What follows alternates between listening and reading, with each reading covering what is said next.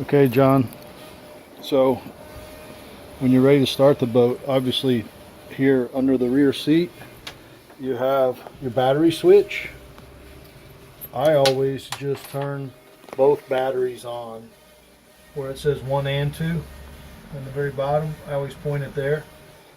I mean, on this boat, there's really no reason to isolate the batteries too much.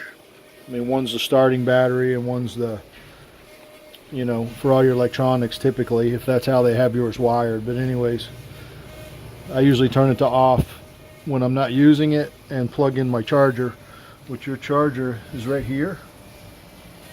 That's behind the seat.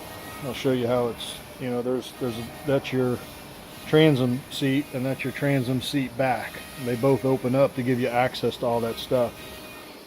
So your charger's in there, but you got over here on this side, on the starboard side, on the back, you have your plug for your battery charger. So whenever you're not using it, you have access to electric, always charge it in and just let it charge. This charging system will, you know, stop charging when it's not needed, so you're not going to overcharge the battery or anything. Okay, so anyways, so water's running through the engine, so we're going to go ahead and start it up. So put your key. Yeah, let me see if there's any battery switches here. Let's see. Let's see what happens if I turn the key. If your power, okay, so it's got power. So I always just give it a few seconds if I have time to for the fuel pump to cycle through. That's another thing. I'm not sure if you even have fuel in here. Let me see before I even try to start this thing if there's a fuel gauge. Let's see. Let's see if there's a mode here. Let's see. It tells you if it's water. This tells you your battery. Everything's okay. Where is a fuel gauge at? I wonder if they have it hooked up through your Garmin. Let me turn on your electronics and see if they have your engine hooked up through your gauges on your Garmin. That might be what they did. Although you do have smart gauges here that you can do some stuff. You know, there's a mode thing here where it tells you that's your trim. Okay, it does say 4% fuel right here. So there must be some fuel in it. So we'll go ahead and give it a shot and see if it'll start. Okay, I see it's got an alarm down here that says low fuel, but it should be enough to just make sure it'll start. So let me go ahead now. On this one, when you turn your key to start this boat, all you have to do is turn it to start and let it go. You don't have to hold it on start. Once you turn it to start and let go, it does it on its own. So just make sure your binnacle is in neutral, which this here gives you an indicator light that it is right here in neutral. So let me go ahead and start it. No. Oh, wait a minute. Okay, okay, your switch, turn the switch to run. This is where your lanyard goes in here, just in case you ever, you know, you have it hooked up and somebody, whoever the driver is, falls off the boat. This will pull it and shut the engine off. So, okay, let's go ahead and try again. Okay, fired right up.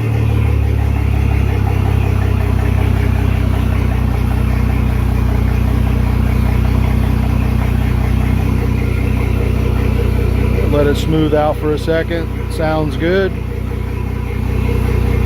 Sounds identical to mine.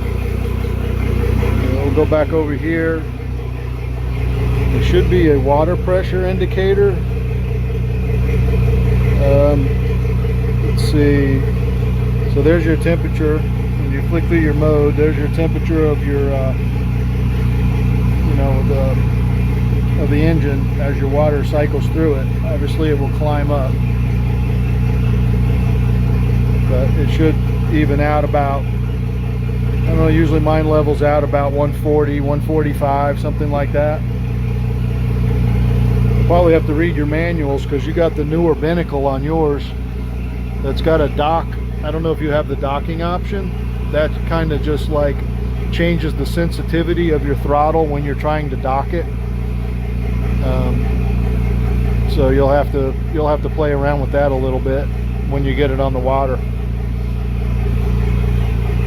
But anyways, I'll let it warm up to temperature, and then I'll shut it back off. I just wanted to make sure, you know, your battery's good. Let me see if there's a battery indicator on here. You see there, it tells you your water pressure, which is like 2.3 at idle. That's good. And when you start cruising, you know, it'll go up around 10 or 12 when you're at full throttle. Let's see what else we got here. Okay, there's your voltage. So you're at 12.7 with the engine running. I'll check it again with the engine off to make sure it's fully charged, but it's been plugged in for a couple of days, so it should be fine. It also indicates, that's just telling, that's like an engine check. Now you also have indicators on this one. Some stuff I'm not really familiar with. I haven't really looked through this one. But there's your fuel, 4% fuel. So we'll have to fill it up. There's a Wawa's right down the street here. You can get non-ethanol fuel. That's what you want to put in here, is non-ethanol. There's your speedometer, which you actually have a gauge for speedometer anyway. Then also on your Garmin, you should have a settings on here where you can go to see if I don't know if the gauges are hooked up through yours or not. Let's see here.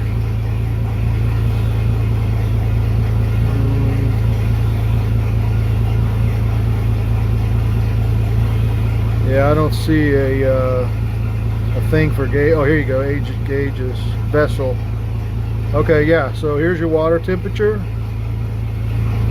Let me see, I don't know, maybe if that's all they tell you on here. Mine's got like a whole array of gauges. So, I don't know, I would have to look into it a little more, but it does tell you your water temp anyway. Usually it'll tell you your speed and everything if you have all the right stuff on it. Edit, okay, here's water temp. Yeah, you'll have to go through this, play with it a little bit. I don't want to mess anything up to where, you know, I'm sure you'll want to do all that stuff yourself. But anyways, go back to home. Let me see, how do you get back to, okay, charts. This is where you'll go, obviously, when you're cruising. You go to your nav chart, and obviously you'll be on the water then, but you know, there'll be your boat. There's all kinds of settings you're going to want to play with, I'm sure. So anyway, so far everything is good. Let me see what your temperature's up to now. So you're up around 131. And it's still climbing up a little bit. I'll wait till it levels out. But it sounds really good.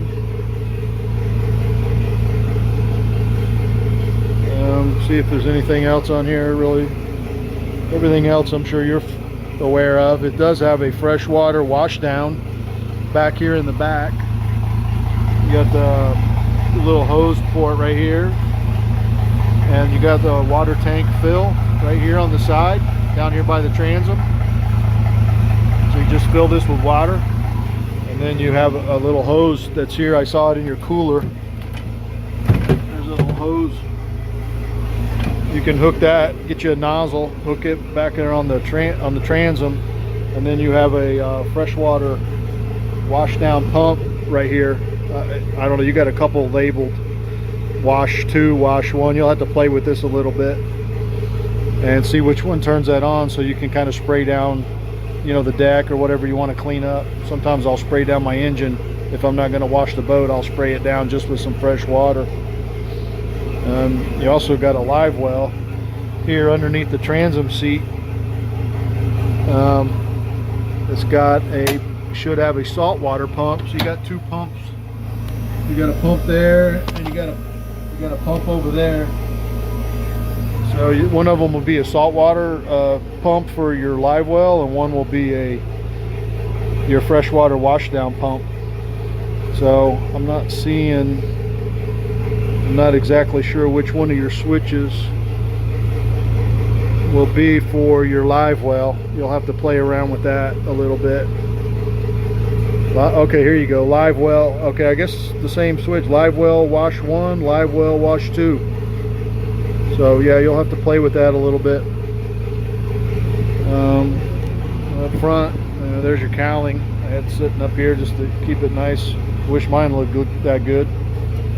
And then obviously here's where they put all your stuff in your head down here. So I just left everything there for now so you can go through it. So anyways, very nice, very clean. I mean, it needs to be washed, but I mean, there's some love bugs, not too bad. Still a little bit of bug, but everything looks good. Obviously you got your bolsters, that's nice to have for sure. Got a little storage here. Okay, that's where your engine diagnostics will be on yours, so they don't even have to take the cowling off. They can just plug in right there. Then you got your little pulpit seat stand, so you can stand on. Not that you would need to do, I guess, to get in your electronics box. You got an electronics box up here. You got, you know, quite a bit of storage up there. So anyways, I'll go ahead and shut the engine down. I mean, I think it's fine. Climbed up to 136. I'm sure that's probably about as high as it'll go when you're on the hose. It'll probably run a little warmer than that when you're in the water, because the water temperature is a little warmer right now. But everything looks good. So I'll shut her down. Turn off your I guess you typically should probably shut it down with the button first. It shuts it off, and then the power switch for your electronics here. Your sun cover for your Garmin. You've got a lot of switches and stuff you'll have to play around with. You have to get you a phone charger on here. But very nice. Anyways, I'll send you these couple videos I took, and you know, you can go from there. We'll see you soon.